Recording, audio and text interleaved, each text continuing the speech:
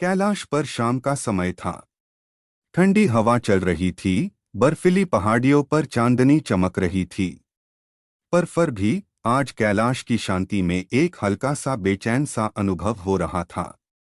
माता पार्वती ने महादेव से पूछा, स्वामी, आज कैलाश में ऐसी बेचैनी क्यों लग रही है? महादेव ने आंखें बंद करके ध्यान लगाया। कुछ पल बाद उन्होंने कहा, देवी, एक आत्मा दुख में है। उसका दर्द इतना गहरा है कि उसकी पुकार यहाँ तक आ रही है। पार्वती जी ने कहा, तो चलिए उसकी मदद करते हैं। महादेव मुस्कुराए और बोले, चलिए देवी। एक दुख भरी आत्मा। महादेव और पार्वती एक घने जंगल में पहुंचे। वहां एक छोटी सी नदी के पास धुंध जैसा बादल था। बादल के बीच एक फीकी सी रोशनी जल रही थी। वो एक आत्मा थी। वो आत्मा रोट यूं कह रही थी, मेरे घर वाले मुझे भूल गए, मेरी अंतिम यात्रा सही तरह से नहीं हुई, मुझे मुक्ति नहीं मिल रही। महादेव ने प्यार से कहा, पुत्र, तुम्हारी पुकार हम तक पहुंची है। बताओ, तुम्हारे दर्द का कारण क्या है?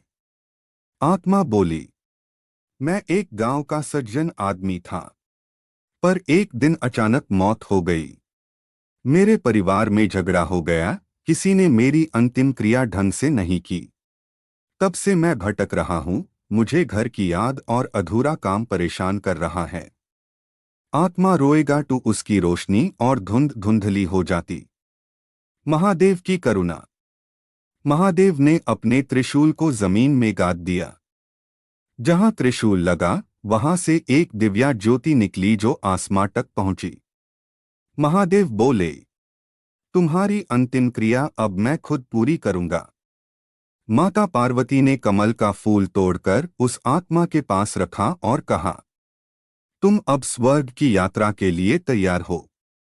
तुम्हारी पीड़ा अब समाप्त हो रही है। महादेव ने ओम नमः शिवाय का जाप किया। पूरा जंगल गुनगुनाने लगा। पता पता, हवा, नदी सभी जाप में शामिल हो गए। जैसे जैसे जाप होता गया, आत्मा की रोशनी तेज होने लगी। धुंध की जगह एक शुद्ध प्रकाश ने ले ली। आत्मा शांत होकर बोली, प्रभु, मुझे आज मुक्ति मिल गई। मैं आपका धन्यवाद कैसे करूं? महादेव बोले, मुक्ति पाना तुम्हारा अधिकार था। तुम बस शांति से आगे बढ़ो। आत्मा ने प्रणाम किया और धीरे धीरे स्वर्ग की और उड़ती हुई रोशनी में समा गई। गांव की गलती। महादेव ने पार्वती जी की तरफ देखा।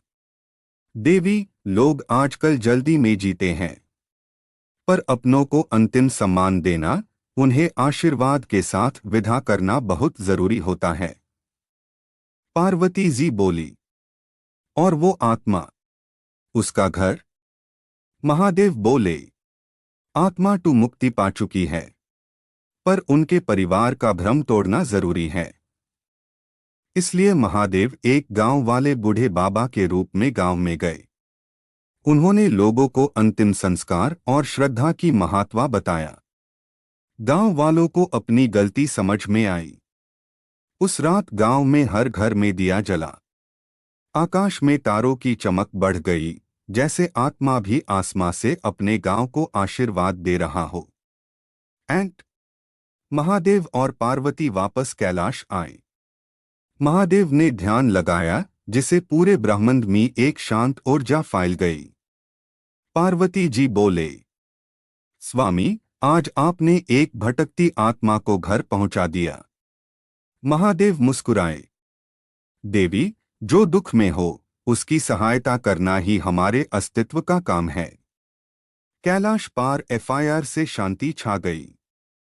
कहानी का संदेश। अपनों को सम्मान देना उनका अधिकार होता है। भोलेनाथ हमेशा उनकी मदद करते हैं जो भटक रहे होते हैं। और सबसे बड़ा सत्या, ओम नमः शिवाय का जाप दुख को शांति में बदल देता है।